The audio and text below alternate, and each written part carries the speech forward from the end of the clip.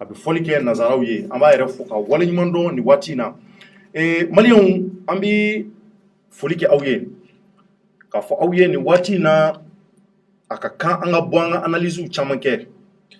a ka kan an ka bɔ an ka fɛn caman fɔ an kanubaw ye sabula ni jamana bi cogo dɔ la anw kunnafonidilaw an jɔyɔrɔ ka bon a la kosɛbɛ hokumu de kɔnɔ su ni tile an b'an sen ka wa an tɛ da an yɛrɛ bɛ sunɔgɔ 3 heures du matin koɲɛɲiniw na an bɛ tila ka soli ka wuli koɲɛɲiniw na laɲini yɛrɛ tɛ fɛn fila foyi ye kelen pewu lafiya kana Mali kɔnɔ k'a sɔrɔ joli ma bɔn kɛlɛ ma kɛ o de y'an ka laɲini su ani tile Cɔrɔnɔnjɛ fulakɛ maliyɛnw fulakɛ ka foli bɛ bila aw bɛɛ ye n yɛrɛ kanubaw minnu bɛ nazara jamanaw la Faransi Ameriki ni Afiriki jamana wɛrɛw la n bɛ aw fo su ni tile n yɛrɛ kanuba minnu bɛ Mali fana kɔnɔ yan nɔ n bɛ aw fana fo kumakan minnu n'a bɛ ɲɛsin ma su ni tile k'an encourager baara in kɔnɔ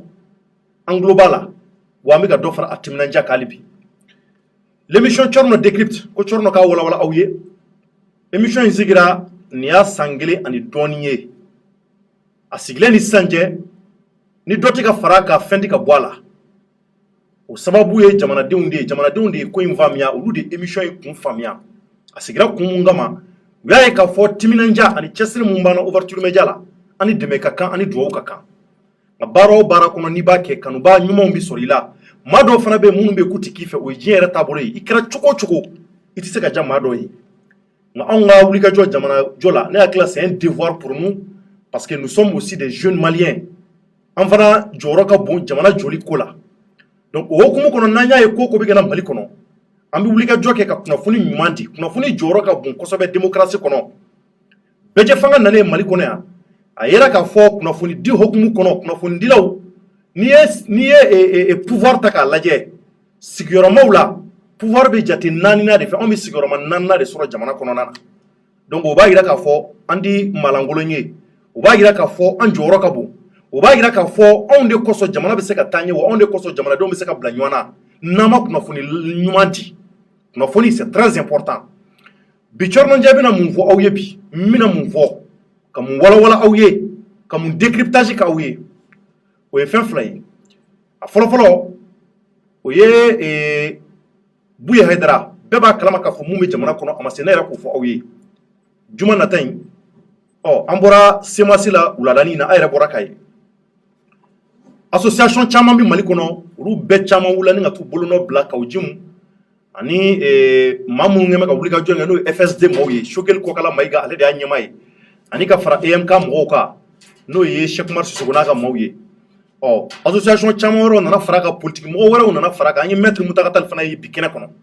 donc o bɛ fɛn caman yira anw fana bɛ analysew de kɛ an fana bɛ kuma ɲɛfɔw kɛ an yɛrɛ kanubaw ye an ye mun faamuya ko in na sabula maaw yɛrɛ b'an ɲininka la su ani tile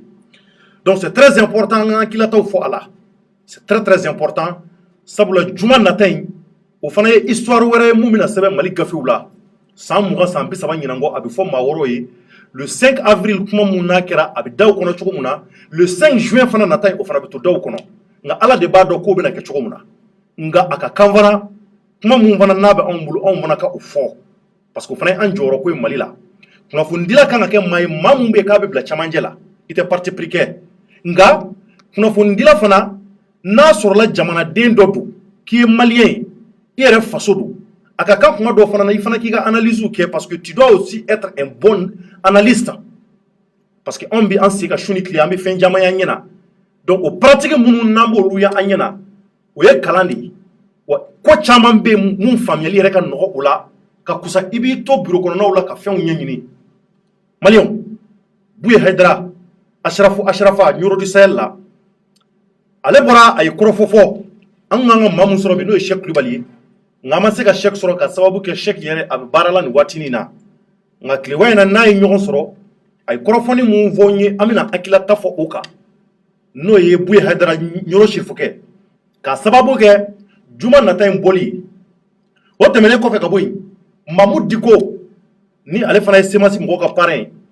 ye an y'a ye k'a fɔ a fana ye interview dɔ kɛ an fana baarakɛ ɲɔgɔn wɛrɛw ka bɔlɔlɔw télévision sanfɛla la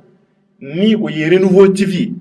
nka yɔrɔ fitinin dɔ de bɛ yen maa caman bɛ yen minnu ye o yɔrɔ souligner c'est très important donc aman tinto ka bi men tinto ka bi kan akilataw fo ka wala lu ke mun ba to alibi family bi se ka sɔrɔ ko ninnu na bon o bɛɛ tɛmɛnen kɔfɛ ka bɔ yen an b'a kuncɛ ni sujet mun bɛ n'an bɛna ta don nataw la ni o ye bakɔrɔ sila dɔgɔkɛ ka affaire ye mun bɛ kaso bonba la nin waati in na donc mais akilata fana fo la sabula an bɛna o fana dossier ta en mai en 2 mai donc o ti tan ten sabula an bɛ ɲɛɲininiw na a ko la an fana bɛ se ka akilata fɔ o ko in fana na mun b'a to an fana kanubaw ka se ka caman faamuya la maliyɛnw an ye video in partager a y'a partager sabula kunnafoni c'est très important jamana yiriwako la juma nata in y'o de fɔ n ka kɔrɔfɔ la a bɛna kɛ don ye don mun bɛ yen k'a bɛna fɔ don nataw la mali histoire kɔnɔ mali gafew kɔnɔ maliyɛnw ko mun don silamɛ diinɛ ɲɛmaaw politiki mɔgɔw olu maa damadɔw de farala ɲɔgɔn kan ka weleli bila jamanaden kelen kelenna bɛɛ ma ko bɛɛ de ka bɔ ka far'u kan ko ka se ka taama juma nata in o taama hokumu kɔnɔ ko laɲini tɛ fɛn fila ye laɲini tɛ ko yɛlɛma ka don kalanko la laɲini tɛ ko yɛlɛma ka don lakana na laɲini tɛ k'an ka sɔrɔdasiw ko sayɛli cayara yɛlɛma ka don o la laɲini tɛ fɛnw ziye mali kɔnɔ nin waati in na olu ko laɲini ye fɛn kelen pewu de ye ko anw ka jamana ɲɛmɔgɔ n'o ye Elhaji Ibrahim Boubacar Keïta k'a ka démissionner ko sabula ne bɔra ka fɛn fɛn fɔ aw ye nin yɔrɔ in na k'a échouera a bɛɛ la maliyɛnw an y'a ye k'a fɔ maaba damadɔ bɛ yen olu bɛ jamana in kɔnɔ ni olu kumana n'u tisora olu tiso kan dɔrɔn jamana bɛ yɛrɛ yɛrɛ ala yɛrɛ y'o kɛ dɔw ye de ala ye diɲɛ da maa dɔw bɛ yen olu kɛcogo ko ye o tɛ mali dɔrɔn ye dɛ o ye diɲɛ jamana ba kelen kelenna bɛɛ ye i taara diɲɛ jamana o jamana kɔnɔ i b'a sɔrɔ la maaba dɔw bɛ yen présidents tɛ ministres tɛ ambassadeurs tɛ nka maa dɔw maa minnu bɛ yen k'u niyɔrɔji sigilen don sabula jamatigiw don maaw kɛmɛ ka danaya ta ka da u kan u kumakan gɛlɛn a bɛ se ka jamana wuli k'a jɔ Mamu Diko ale bɛ jate o maa fɛ Ashrafa n'o ye Buya Haidara ale bɛ jate o maa fɛ Usman Sherif Haidara ale bɛ jate o maa fɛ diinɛ ɲɛmaa ba kelen kelen fɛn bɛ Mali kɔnɔ u caman bɛ yen jamatigiw don ni magar'u la i bɛ taa sɔrɔ olu jamana kɔnɔ olu maaw ka kumaw tɛ kuma lankolon ye u kan ka ta bala i kɛr'u fɛ o i ma k'u fɛ i b'a sɔrɔ u maaw ka kuma a jate kan ka minɛ mun b'a to maaw yɛrɛ damaw kana taa kari ɲɔgɔn na maliyɛnw o hukumu kɔnɔ an y'a ye Mamu Diko a ye interview kɛ dɔgɔkun jan tɛmɛnen anw yɛrɛ tun bɛ kɛnɛ kɔnɔ semasi kelen in na an y'a ye k'a fɔ semasi maaw ka déclaration na o kɛra sunkalo kɔnɔna na u y'a yira k'a fɔ k'olu bɛna bɔ u bɛna kuma fɛn fɔ u bɛna fɛn fɔ maa caman bɛ minnu jatigɛra caman tun bɛ fana u tulonkɛ la nka an nana mun jateminɛ sunkalo bannen ntɛnɛn fɔlɔ minnu ni o tɛmɛna o dɔgɔkun kɔnɔ n'o kɛra dɔgɔkun tɛmɛnen n'an kɔrɔ yan u y'a yira k'a fɔ k'u bɛna bɔ ko le 5 juin n'o ye juma nata in ye nka ne cɔrɔ nɔ ka analyse la n nana jateminɛ k'a fɔ an ye ɲininkali fɛn bɛ n'an y'a bɛɛ tenku Kawo Jim na sabula maliyɛnw Kawo Jim yɛrɛ fɔlɔ n bɛ aw ladɔnniya k'a fɔ anw kan ka sɔrɔ à partir de 19h30 n bɛ o kunnafoni d'aw ma caman y'an wele k'u sigi bɛ ka heure kɔnɔ mais an bɛ a kɛtigɛ ɲini kɛ aw fɛ Kawo Jim an ma se ka 19h30 sɔrɔ nka a ye to ɲini ka 22h30 inshallah an bɛ kɛ semasi la sabula an bɛ bɔ yen waati mun na rendez-vous tun ye 19h30 ouverture média plateau kelen kan ani n ka ɲɛmɔgɔ n'o ye Yusuf Mangara ani ale de tun kan ka interview exclusivité tɛ sabula olu yɛrɛ damaw de ye ɲɛmaaw ye u yɛrɛ damaw bɛ ɲɔgɔn kow faamuya Yusuf Mangara ale de tun bɛ na question damadɔ b'a bolo ale fana ye wulikajɔ minnu kɛ ka yaala Bamakɔ kɔnɔ ka kow fara ɲɔgɔn kan a n'a yɛrɛ ka faamuyali a tun bɛ na Kawo Jim ɲininka o la o hukumu kɔnɔ heure kɔni ma se ka kɛ 19h30 ye ka sababu kɛ Kawo Jim a ma tila politique maaw la fɔlɔ a ma tila fɛn wɛrɛw la fɔlɔ a ko émission b'a yɛrɛ bolo 21h u yɛrɛ ka radio kan donc 22h inshallah 22h kɔnɔ fo ka se 23h ma an ni Kawo Jim an bɛna kari ɲɔgɔn na nka maliyɛnw bi hukumu a t'o kɔnɔ n y'o fɔ aw ye ka sababu yira k'a fɔ komi an y'a affiche kɛ nka bi ta bɛ mun kan Kawo Jim ninnu u bɔra ka fɛn caman fɔ ne yɛrɛ tun bɛ kɛnɛ kan a bɛɛ bɔra k'a ye u ye kuma o kuma fɔ u y'a yira k'a fɔ ko laɲini tɛ fɛn kelen bɛɛ ye i bɛ ka taa n ko Kawo Jim ma n ko anw kɔni anw bɛ fɛ ka mun dɔn bi o ye aw ko i bɛ ka taa tiɲɛ don sɛgɛn caman bɛ yen mun kɛra jamana in kɔnɔ an yɛrɛ bɛ se ka an tɛgɛ ɲɛsin o sɛgɛnw caman ma an caman kulela an caman bɛ taa fantan dɔw bɛ u ɲɛji bɛ bɔ an de bɛ t'u ɲɛjiw cɛ wa an b'a ye fana o gouvernement kelen kɔnɔ faama ɲumanw b'a kɔnɔ dɛ minnu bɛ yen k'olu sera ka a lajɛ baara ɲuman minnu bɛ yen olu sera k'o kɛ k'o ɲɛ olu faamaw bɛ gouvernement in kɔnɔ komi dɔw fana bɛ yen minnu ka mission ma ɲɛ a kɔnɔ nka an ko an bɛ siran mun ɲɛ tiɲɛ don gɛlɛya dɔ bɛ yen nka u ma tari ni IBK taara nin jogo in na gɛlɛya tɛna jamana kɔnɔ wa kelen filanan an ko tari IBK mana taa politique maa minnu bɛ yen n'u taa bɛ fara semasi maaw kan o politique mɔgɔw ye maa joliw ye mɔgɔw dɔw maa minnu bɛ yen k'u delila ka baara kɛ IBK yɛrɛ ka fanga in kɔnɔ ka tɛmɛ u baarakɛnɛw dɔn bɛ u ye fɛn caman kɛ jamana in kɔnɔ u ye cɛsiri caman kɛ mun ɲɛ n'u bolo ani mun ma ɲɛ u bolo o bɛɛ dɔnnen don jamana kɔnɔ an ko Kaoudiou ma n ko tari farati tɛ nin ko in na wa tari ni IBK taara est-ce que politique maa minnu bɛ aw kɔ ani aw yɛrɛ dama parce que aw fana ko k'a kɛra politique mɔgɔw ye tari est-ce que aw yɛrɛ damaw bɛna bɛɛ fanga na Maliyɛnw nin kuma in kɛra kumaba ye nka Kaoudiou a yɛrɛ ye kunnafonidila ye a yɛrɛ bɛ se kuma la kosɛbɛ a y'a walawala cogo la maaw y'a faamuya cogo minnu na an nana ye k'a fɔ a ka kɔrɔfɔ kɔni na kuma kɛ o kɛ ale bi a base fɛn kelen kan IBK ka taa k'o de ye fura ye sabula gɛlɛya bɛ yen a n'a nɔfɛmaa bɛɛ u bɛɛ ko IBK ka taa parce que fura kelen mun bɛ yen bi ko IBK ma taa k'an tɛ lafiya sɔrɔ anw ko IBK kɔni ka taali ani maa caman olu ko IBK ka taali est-ce que o ye baasi ye nka conséquences man ka jateminɛ a la mun bɛna k'a kɔ tiɲɛ don an si tɛ sini dɔn ko mun kɛra kun an b'o kalama ani mun bɛ ka kɛ bi mais mun bɛna kɛ sini masa Ala dɔrɔn de bɛ o dɔn o ko bɛ se ka kɛ ɲuman ye komi o bɛ se ka kɛ kolon ye Maliyɛnw an ko k'an ka laɲini Ala k'a kɛ ɲuman ye an nana mun jateminɛ an nana ye k'a fɔ nin ko fɛn fɛn n'a nana tɛmɛ mɔgɔw nana ne yɛrɛ Cɔrɔnɔnjɛ de wele k'a fɔ ko Cɔrɔnɔ anw kɔni ye yɔrɔ fɛn ko bɛ kɛ Mali kɔnɔ i bɛ taa bɛɛ kɛnɛ kan i bɛ taa kɛnɛ ninnu kan a sababu de k'a yira k'a fɔ tu es impartial jamana in ka di ye ne ko n ko kosɛbɛ ne ye Maliyɛnw de ta ye o mɔgɔ yɛrɛ bɛ se k'a fɔ ko Maliyɛnw ka Cɔrɔnɔ Maliyɛnw ka Cɔrɔnɔ a bɛ kɛ Maliyɛnw sago de baara bɛɛ tɛ se ka ɲɛ i bolo n ko diyagoya ne bɛ ye kɛnɛ bɛɛ kan u ko an ye Mamu Diko ka kɛnɛ kan nka mun y'an kamana gan anw ɲɛ b'a la k'a fɔ Kaoudiou de bɛ ka kuma in bɛɛ fɔ u ka yeli fɔlɔ don na an ye ko dɔ jateminɛ anw ma Mamu Diko ye kɛnɛ kan an ma Mamu Diko ye kɛnɛ kan o y'an kamana gan wa an ma Mamu Diko kumatɔla mɛn Mamu Diko yɛrɛ k'a fɔ jamanadenw a ye bɔ nin don in a don maa dama min wuli a ka ca maa 8 ye n k'u ma n ko a y'aw hakili sigi n ko ne bɛ bɔ semasi la don min na ne yɛrɛ o ɲininkali kɛ mais hors caméra n ko munna Mamu Diko tɛ kɔnɔ kɔnɔ ko Mamu Diko bɛ sɔn ka kuma k'a bɛ kuma sɔɔni o kɛra jateminɛ fɔlɔ ye jateminɛ filanan kɛra mun ye an dun y'a ye k'a fɔ Mamu Diko ka ko o ko bɛ yen n'a bɛ kɛ Mali kɔnɔ a tɛ kɛ sans Ashrafa n'o ye Buya Haidara ye Sirifukɛ an ka foli bɛ bila ye o fɔlɔfɔlɔ sɔrɔla mun fɛ waati min na u y'a wele ka taa commune 5 tribunal la u tun bɛna bɔli mun kɛ o waati a ko k'o bɔli ɲɔngirila k'a sababu kɛ Ashrafa de ka kɔrɔfɔw ye ale de ko a ko in don yen ko k'a to yen k'u sɔnna o ma anw ko n ko munna Ashrafa n est-ce que a ka représentant dɔ bɛ kɛnɛ kan hali n'a sɔrɔ a tun bɛ yen nka a ma fɔ anw kunnafonidilaw ye o ye jateminɛ fɔlɔ ye jateminɛ filanan an nana ye k'a fɔ ko in kɛlen maaw nana fɔ est-ce que u ye Ashrafa n'o ye Buya Haidara ye u y'a ka kumaw lamɛn fɔlɔ yan'u kana nin kuma in fɔ maaw ye wa a bɛ se ka kɛ o kɛra nka o fana walawalali o ma fɔ anw ye kɛnɛ kɔnɔ nka Maliyɛnw mɔgɔw ye kuma damadɔ de fɔ tant que olu ma o ye olu bɛ to doute la o ye jumɛn ye Mamu Diko ka kɔrɔfɔ ale yɛrɛ ka bɔ ka kuma kelen an'u ka Ashrafa yɛrɛ ka kuma bɛ fana f'i la nin kumaba fila olu bɛ o de minɛ ba la Maliyɛnw ni maa minnu ye nin kuma in fɔ tiɲɛ don sabula n'i y'a ye Kaoudiou ani ka fara a nɔfɛba bɛɛ kan u bɛ kuma ta jamana in kɔnɔ an'u bɛ wuli ka jɔ kɛ ka lancement kɛ ka ɲɛsin jamanadenw ma sabula bɛɛ b'a dɔn k'a fɔ jigi sɛmɛ bɛ fɛn kelen de la o ye Mamu Diko ye an bɛ dugawu kɛ Ala ka si ni kɛnɛya d'a ma Ala k'a mɛn kɔrɔ u ka nin kɔrɔfɔ in a bɛɛ baselen don sabula Maliyɛnw ɲɛna ka danaya ta ka da ka Mamu Diko kan depuis au moment qu'il était le président du Haut Conseil islamique ni Mamu Diko kuma in y'a yira k'a fɔ ni Mamu Diko tɛ jɛ in na maaw tɛ bɔ sabula mɔgɔw kɛmɛ ka danaya ta ka d'ale kan wa n'i y'a ye k'a fɔ nin semasi jamakulu bɛɛ fana farala ɲɔgɔn kan u farala ɲɔgɔn kan sababu kɛ Mamu Diko yɛrɛ ka hakilinataw de ni maa ma ale kumatɔ ye u kan ka maa sika u kan ka maa jɔrɔ o ye fɔlɔ ye filanan ni Ashrafa ma kuma maaw ka se ka danaya sɔrɔ a ko la tari ni ko in nana surunya est-ce que u tɛna bɔ tuguni k'a fɔ ko Ashrafa ko tuguni k'an ka a ko bɔ a ma wa o waati la anw yɛrɛ kunnafonidilaw caman an yɛrɛ o ɲininkaliw posé an yɛrɛ kunna nka an nana bali mun na Maliyɛnw Ashrafa a kumana mun kan n bɛn'o fɔ aw ye a ka kumaw bɛ tali kɛ mun kan n bɛn'o fɔ Ashrafa ale ye kumana fɔlɔ Mamu Diko fana kumana n bɛna a bɛɛ ta fɔ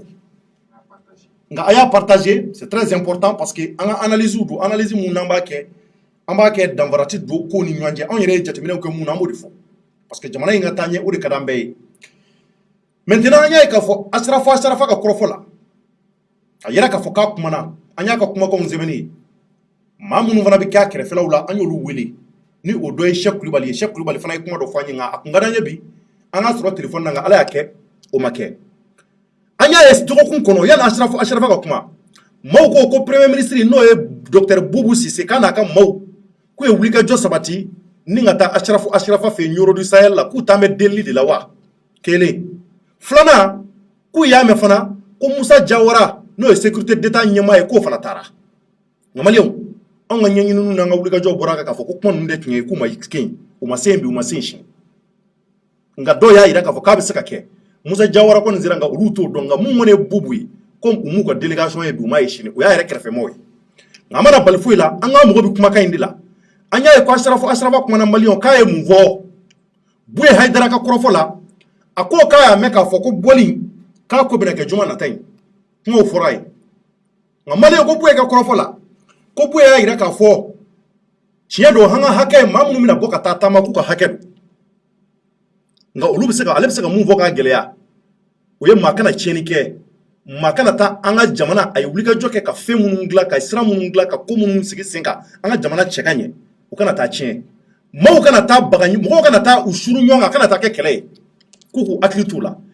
aka korofo bu muira korofo mba ira ka fo mo ka tama here ani baden kono ka soro woya makala fo makala ko de ale ka lanyini ale tseka fo ko makana tama o ko buye ni ngorofo invo korofo invo le ama mu mela o jumei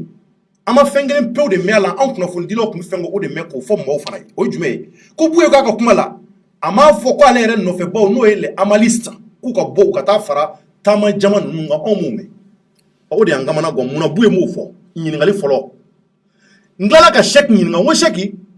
o mo tari buye ya fo ka mo kana fara tama man nunga juma na taywa parce que folo la buye de la ka fo ayre kar chama balwe anyoye o bora nyoro sella kaka mo ke kar kono unna na fara le 5 avril tala jama di buena kosobe nga woni ndala amume sheko ko akala mume ka tseka fenvo anyola ko sabulo buye ka kuma faratu kuma do ikana fenvo femumbe ka mai bara hibsaka jurumu sorala donc mon voilà ale fana yo foka da oma kuma ba ira ka fo buye ma fa ka mawye ku ka bo ni nga tama juma da tay pourquoi buye mo fo o yin ngali fole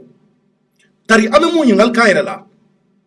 buye mawdo mamun be kubi ko yoro ja tarubi ka koro jate minawa kele muna buye ma fa ka maw ma nyine aw fe beka bo juma na tay aka ta fara tama inga muna mo fo ko do ba korowa tari mama ngi sigi ki imiru okoina tari mama ngi sigi ki akli jagabo okoina nga ko kati bali mani tama che ibise ka tama chuku mu yije ba ira ka fo ay mawnu akli ubla nywana nga ti fe kasara ka kanga jamana kono ati fe wo ka kanga jamana kono wo buye ka korofo fanana on yae ka ojum nunu mana chuku muna ibe ka démissionner amo fana me buye dako pourquoi o fana yin ngali fore tara be se ka ke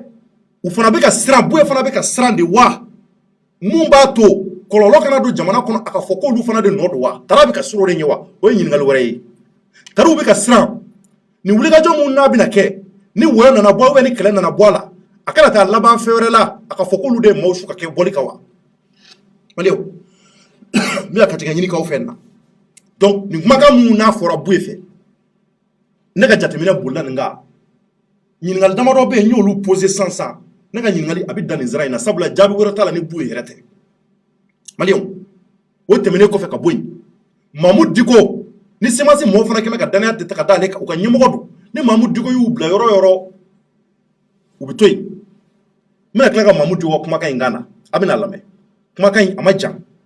aba lame folo mbi soroka sekngana kana wala lu ke kan akila tafo aka c'est très important ay munge renouveau la video amanjan ko jum nga je anga video la je ni aklala mbi soroka kana wala li ke awye kan akila tafo ala anga je ka le nyof ibika ka wala sebe yela alhaji Uzaf Mahmoud Diko ni nyoyi ni akele fle ani ni sigimi ni abina ke hakina tajui jumeyi ani awfe ani jekuli mbele jeli sera ka nwan la soro ani ka hakina kini soro tumuti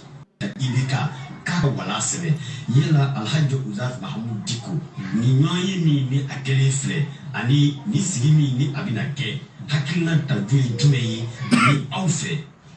ani jekuli mbele jeli sera ka nwan la soro ani ka hakina kini soro tumuti mawle ni onzo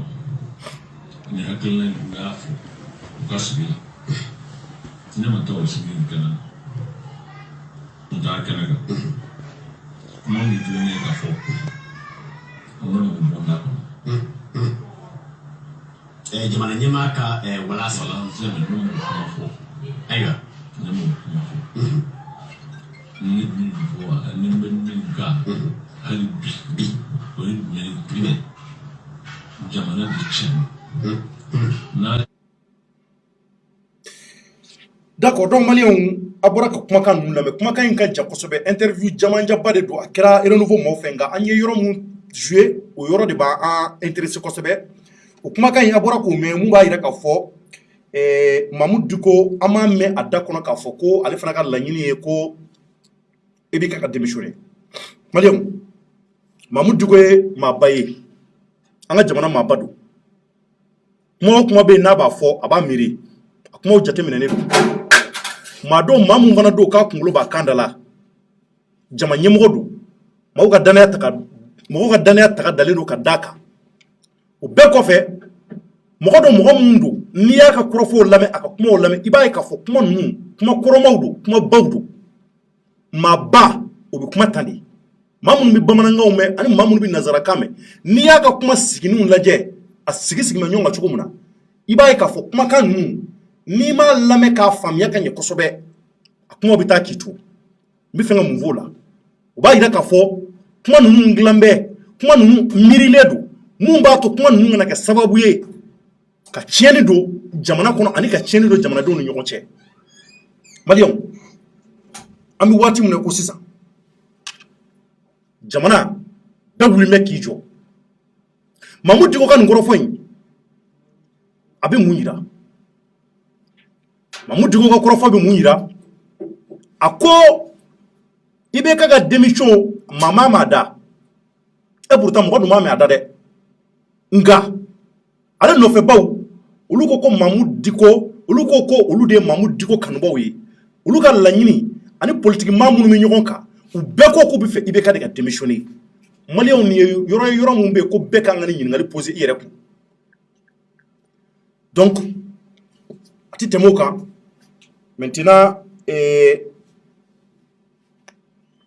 maintenant an b'a lajɛ ni ka se ka Cheick wele parce que Cheick ni o ye Buye Haidara ka cɛ ye il est le président de l'union des jeunes amalistes a ko k'a tilala baara la a tun bɛ Buye fɛ yen nin waatinin na parce que n y'a wele waati min na a ko k'a bɛ couverture dɔ la donc comme n dɛmɛna nin waatinin fana na c'est très important an bɛna o fana da aw tulo kan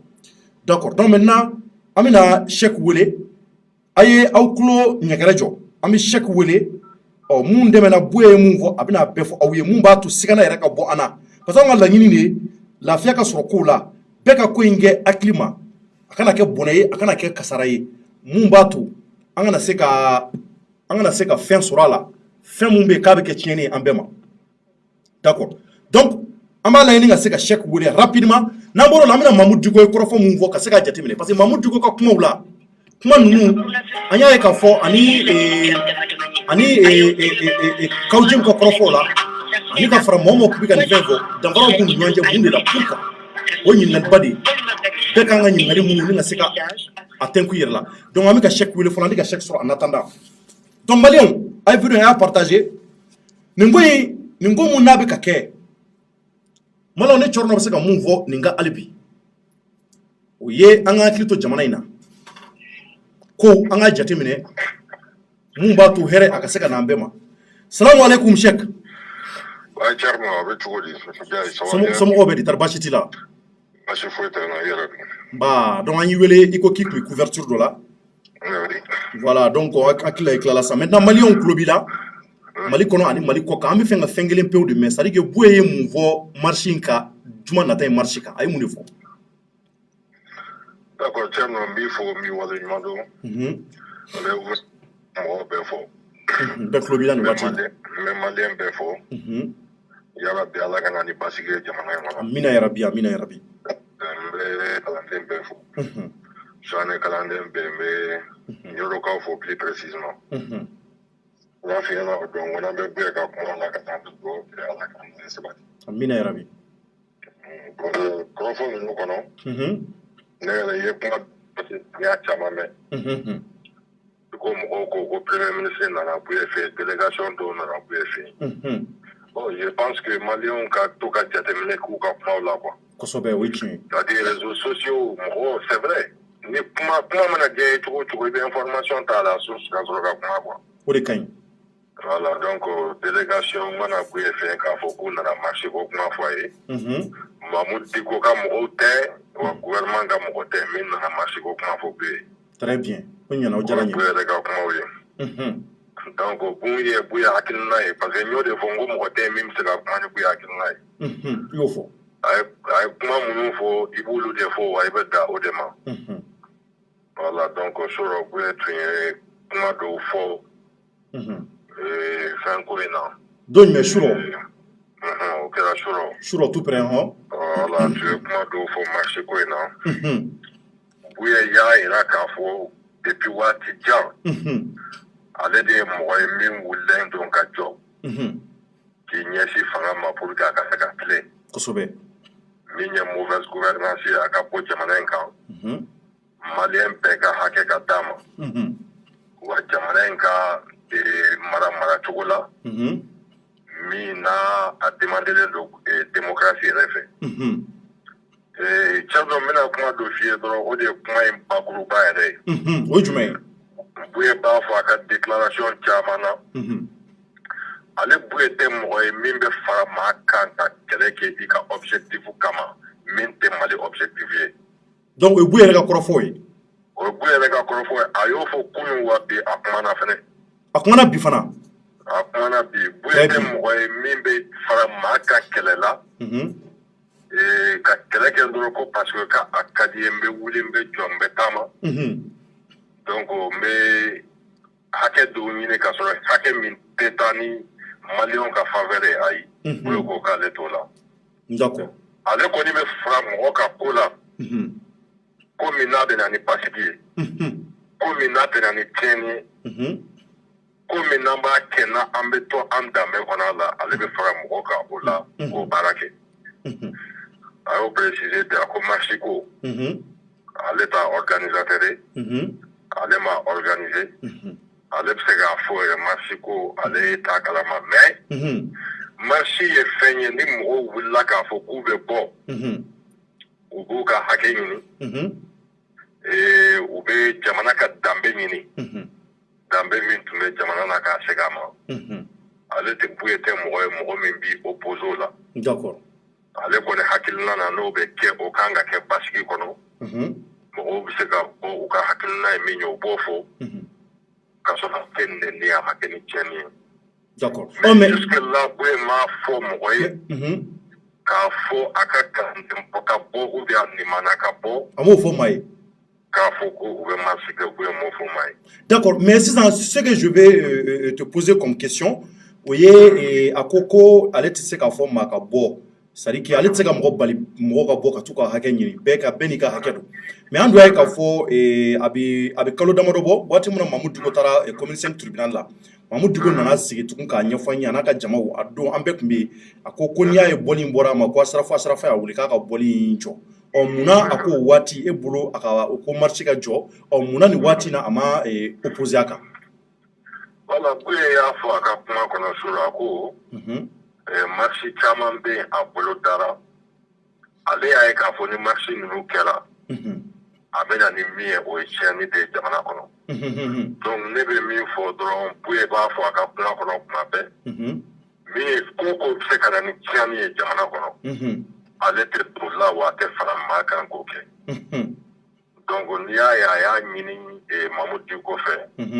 k'a fɔ marché a k'a ɲɔngiri. O ye a yɛrɛ ɲɛ b'a la k'a fɔ n'a kɛra a bɛ na ni ko ye min man ɲi jamana in ma. Donc o de kama intervenir na o la. Donc o b'a yira Zina ta la a ma opposé parce que peut-être o b'a yira Zina ta la n'i y'a ye a ma opposé a fɛ a tɛna na ni kasara ye. Ouais a kɔni ye kuma min fɔ bi qui est important ni mɔgɔw kan k'o jateminɛ. A ko depuis bi ma se mauvaise gouvernance ale bɛ k'a kɛlɛ kɛ. Ko min tɛmɛna ni IBK cɛ. Karime ko minnu ta k'a s'a ma. Ani bi Manasa ye ko minnu ta k'a se Maliyɛnw ma ani k'a s'ale yɛrɛ ma. Ale ka kɛlɛ kɔni ye fɛn min ye. O de ye o ye ale ka kɛlɛ ye Karim. IBK ka Karim janya ye. C'est-à-dire Mali ko bɛɛ la pepe. Manasa fana ka manasa bila kɛrɛfɛ n'o kɔni ma kɛ ale n'a ma kɛ i bɛ k'a bɛna a ye mandat in banna a ma ban o a bɛna ni ko ye ka se i bɛ kama tant que manasa bɛ yen Karim bɛ a bɛna ni ko ye ka se i bɛ kama wa tant que n'a m'o ko ye fana ale kɔni b'o kɛlɛ dilan ale jɔlen don ka ɲɛsin a ma. D'accord. Donc kuma minnu kɛra fɛ bi o de ye nin ye parce que i ko dɔ kɛra su la i ko dɔ kɛra bi. Voilà kuma minnu kɛra bi a partie essentielle yɛrɛ ye min ye u ye ko k'a fɔ mɔgɔw ye u k'a faamu ni ko wulikajɔ fɛn o fɛn bɛ kɛ jamana kɔnɔ n'a bɛ ka kɛ ka na hɛrɛ de se jamanadenw ma ale bɛɛ b'a wulikajɔ kɔnɔ min tɛ kɛ ni kɛlɛ ye a tɛ kɛ ni wɔyɔ ye a tɛ kɛ ni tiɲɛni ye mais n'a sɔrɔla wulikajɔ fɛn o fɛn bɛ yen n'a bɛ intérêt personnel de kama mɔgɔ dɔw b'a fɛ ka fɛn dɔ ɲini ka ko ye ou bien ka jɔyɔrɔ dɔ ɲini ale bɛɛ tɛ jɔyɔrɔ ɲini a t'a ɲini a den ye a t'a ɲini a kɛrɛfɛ mɔgɔ ye donc o ka fɔ mɔgɔw k'o mɛn mɔgɔw k'o faamuya mais avec fo ko bonya mɔgɔw k'a faamu k'a fɔ ninnu ka nin ko in buye opposelen t'a la wa a ka dɛmɛ t'a la fana tɛ. Donc a bɛ camancɛ la a ka foyi t'a la. A ka foyi t'a la. A tɛ tɛmɛ o kan. Ale kɔni a ka foyi t'a la ni wulikajɔ bɛ kɛ n'a bɛ kɛ basigi kɔnɔ n'a bɛ kɛ fana a y'a préciser ka Mali danbe de segama ko minnu bɛ ka kɛ jamana kɔnɔ olu ka dabila donc ale hakilina kɔni na o tɛ baasi ye kosɛbɛ a ka kɛ ladamu kɔnɔ a kana kɛ banjanbilaya kɔnɔ ko. D'accord. Donc ale hakilina de y'o ye. Mais a m'a ka maa si wele u ka bɔ ka taa i b'a fɔ a y'a kɛ cogo min na le 5 avril tɛmɛnen. Pour l'instant an bɛ yɔrɔ min Buye ma message foyi bila k'a fɔ mɔgɔw ka bɔ analyses ka bɔ ou bien a nɔfɛ mɔgɔw ka bɔ ou bien a kanubagaw ka bɔ k'u ka marcher nin ko in na. Pour le moment Buye m'o déclaration kɛ a m'o mɛn a m'o ye fɔlɔ. Kosɛbɛ a tɛ tɛmɛ o kan. Donc e yɛrɛ bɛ se ka mun fɔ sisan i ka kɔrɔfɔ laban na maliyɛn cɛman ni musoman nin bɔli ko in na par exemple aw ye Buye kɛrɛfɛmaw ye aw bɛ gɛrɛ Buye la a bɛ fɛn caman kalama a ko la donc e bɛ se ka mun sɔrɔ k'a fɔ maliyɛn cɛman komi an sera émission ban yɔrɔ ma. Voilà Thierno n bɛ se ka min fɔ o yɔrɔ la c'est-à-dire n b'a fɔ mɔgɔw ye dɔrɔn c'est très important maliyɛnw fɛn dɔw bɛ yen u k'olu dabila. Les gens se permettent sur les réseaux sociaux u bɛ mɔgɔw tɔgɔya maaba tɛ to yen tugun u bɛ mɔgɔw kuma ni mɔgɔw hakilina ye u bɛ kuma ni Buye hakilina ye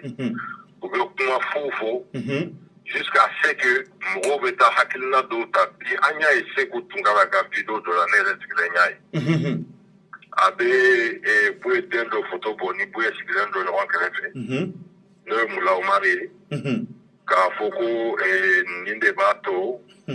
faamaw kana ɲɔrɔ ni ko mun bɛ posé nin de bɛ bila u n'u cɛ kuma caman caman Buye kumana nin kan bi dɛ a y'a jira k'a fɔ ale denw mɔgɔ t'ale la min bɛ se k'ale Buye bila ka ko kɛ o tɛ den kunda o tɛ limana kunda o tɛ yɔrɔsi kunda ça veut dire que cɛ ye kuma min fɔ a ye manamanakan de fɔ Buye den tɛ ni Buye ko a bɛ min na ko den bɛ taa au contrôle la jamais. D'accord. A bila i kunna k'a fɔ Buye n'a tɛ ko la a den t'a la a limana t'a la a ka kalanden t'a la. Donc o yɔrɔ ka jateminɛ mɔgɔw ka n'u permettre dɔrɔn min ka d'u ye u ka manamanakanw fɔ sur les réseaux sociaux. Vraiment. C'est-à-dire c'est pas bon. Mɔgɔw ka taa ni basigi ye quoi. Mɔgɔw ka taa ni basigi ye mɔgɔw ka jateminɛ kɛ c'est très important. O ye tiɲɛ. Mali c'est-à-dire an bɛ ɲini ka fili ko dɔw ma mais an k'a lajɛ an ka segin an kɔ dɔɔni. Kosɛbɛ. Vraiment an ka ko dɔw jateminɛ. D'accord. Voilà. Ok, merci beaucoup Cheikh i Kulubali. An b'i fɔ k'i waleɲuman dɔn fo Ɲoro du Sahel la.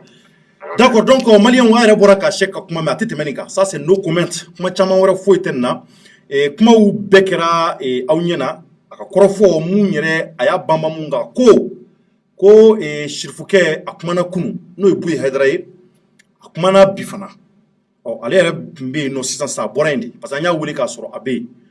kuma minnu n'a bɛ fɔ Buye fɛ maa dɔ de bi a kɛrɛfɛ la n'o ye a yɛrɛ denkɛ ye o de b'a yɛlɛma bamanankan na ale de b'a sɛbɛn nanzarakan na k'a cari bɔlɔlɔw kan maaw k'a faamuya donc maa mun bɛ k'u ka danaya b'a kan a ko Buye m'a fɔ maa ka bɔ a m'a fɔ maa kana bɔ fana ale bɛ camancɛ la a ko kuma mun kɔni n'a bɛ nin waati in na ni mɔgɔw ko k'u bɛ bɔ ko baasi t'a la ko bɛɛ bɛ se ka bɔ nka u kana taa tiɲɛni kɛ u kana taa jamana jamana in an ka danbe ye mun ye ko mun bɛ yen nɔ fana k'a bɛ se ka kɛ na ni kasara belebele an ka jamana ma k'u k'u hakili to o la donc a ye kuma caman fɔ ko ni minnu ko k'u bɛ jɔyɔrɔ ko ɲini na a la n'u tɛ intérêt ko ye k'ale da t'o la k'a ye kuma caman fɔ a yɛrɛ bɔra ka Cheikh ka kuma mɛn il est le président de l'union des jeunes amalistes à Nioro du Sahel donc an b'a fɔ ka waleɲuman dɔn nin waati in na donc maliyɛnw Buye fana ka kɔrɔfɔ kɔfɛ komi n y'a ɲɛfɔ aw ye cogo min na heure tɔ man ca tuguni Mamadou Diko ale fana m'a tinti Mamadou Diko m'a tinti k'a fɔ ko i bɛ ka démissionner pourquoi an b'o de question poser an yɛrɛ kunna su ni tile nka o jaabi hakili la ni ɲɛma ani Kawujim karila ɲɔgɔn na dans quelques instants an bɛna bɔ o jaabiw kalama k'o dɔn parce que an bɛ fɛ ka ko in dɔn de on veut connaître le fond et la forme nin fɛn fasugu k'a dɔn maaw ka bɔ ten ka taa taama ten fɔn mun yɛrɛ yɛrɛ bɛ yen a ko ka dɔn kosɛbɛ a kɔnɔna na a kɔkana o ka dɔn mun b'a to sigana foyi kana don a ko la maaw mago b'o la anw kunnafonidilaw fana mago b'o la mun b'a to an ka jɛnsɛn an kanubaw ma ani maa minnu ɲɛmɛ ka danaya ta ka d'an kan maliyɛnw Mamadou Diko a ye kuma bɛɛ fɔ k'a ban a ko taama ale bolo ale kɔni ka taama juma nata in k'o ye mauvaise gouvernance mun n'a bɛ jamana kɔnɔ o ye maracogo jugu de maracogo jugu mun n'a b'an ka jamana kɔnɔ k'ale ka taama kun y'o ye nka a m'a fɔ k'a ka taama kun ye démission ye nka a nɔfɛbaw olu ko k'u ka taama kun o ye démission ye nin ko maliyɛnw maaw y'a jira ko fɔli kɔni kɛra a ko kɔ dɔɔni peut-être a bɛ se ka kɛ ko wɛrɛ b'a kɔnɔ pour quelle raison i b'a sɔrɔ raison dɔ bɛ yen Mamadou Diko a ma sɔn k'a fɔ k'a tinti a kan k'a fɔ k'ale fana ka laɲini ye i bɛ ka taa a bɛ se ka kɛ o kun bɛ yen ni anw t'o kun kalama nka mun kɔni fɔra nin waati in na an b'o de da jamanadenw tulo kan k'a fɔ juma nata in taama hali bi vraiment an k'an sigi an ka miiri kosɛbɛ ni maa minnu bɛ se ka bɔ ka taa taama i ka taa taama k'a sɔrɔ tiɲɛni ma kɛ wɔyɔ ma kɛ ko Mamadou komi Kawujim yɛrɛ y'a fɔ cogo min na ko sabula ko état major ani ka fara polisiw ka ɲɛmɔgɔ ani ka fara ministre de la sécurité et de la protection civile n'o ye général Salifou a n'a ka mɔgɔ ye k'u kɛmɛ k'a lajɛ ka polisiw ni gendarmew bɛɛ bila u ka disposition kan ani sapeur pompier k'u b'u nɔ donc o b'a jira k'a fɔ k'u yɛrɛ caman b'u bila civil la mun b'a to tiɲɛni kana kɛ taama in ka kɛ hɛrɛ ani baden kɔnɔ donc o ye kunnafoni ɲɛnamaba ye kunnafoni mun bɛ yen ko o jara bɛɛ ye hali o jara Kawujim yɛrɛ ye donc an bɛ dugawu min kɛ hali bi ala ka seliji bɔ a ko kan ala k'a ko kɛ hɛrɛ kɔnɔ ko in kɔni n'a bɛ kɛ a ka kɛ hakilisigi la mun b'a to tiɲɛni o kana taa bonya jamana kɔnɔ maaw yɛrɛ dama kana taa dimi ɲɔgɔn kɔrɔ o de y'an ka laɲini donc an bɛ bɛɛ fɔ ka bɛɛ waleɲuman dɔn k'a fɔ a balimakɛ a n'aw denkɛ don Cɔrɔnɔ Njayi nin waatinin na Kawujim ani ka fara an ka ɲɛmaa kan ni ale ye Yusuf Mangara u bɛna kari ɲɔgɔn na interview exclusivité la en direct sur la page de l'ouverture média donc u bɛna taa kari ɲɔgɔn na ka ɲininkali minnu bɛ yen ko dɔw ma sɔn hali bi k'a fɛsɛfɛsɛ u bɛna taa ɲɔgɔn ɲininka o la mun b'a to faamuyali belebeleba ka se ka sɔrɔ a la donc a ye to an ka bɔlɔlɔ sanfɛ donc pour que ni kunnafoni ninnu bɛɛ ka se ka a tiɲɛ yɛrɛ dɔn donc an bɛ bɛɛ fɔ ka bɛɛ waleɲuman dɔn ouverture média la k'a fɔ hali bi maa minnu bɛ yen k'u abonné tɛ an ka page YouTube n'an ka page Facebook kan a ye maliyɛn bɛɛ wele bɛɛ ka na parce que ouverture média sigira aw de kama kunnafoni kama anw kɔni a vraiment c'est à dire que an ka kɛnɛ nin na a goloba kɛnɛ a b'an fari la kosɛbɛ ka kunnafoni ɲini ka d'aw ma en temps réel a ka baarakɛyɔrɔ la a ka denbayaw la mun b'a to hɛrɛ ani baden ani ka se ka jamana bɔ nɔgɔ la ka se ka na an ka jamana kɔnɔ cogo min na donc ne yɛrɛ bɛ bɛɛ fo ka bɛɛ waleɲuman dɔn k'a fɔ aw ye a k'an bɛɛ sɔni merci à tous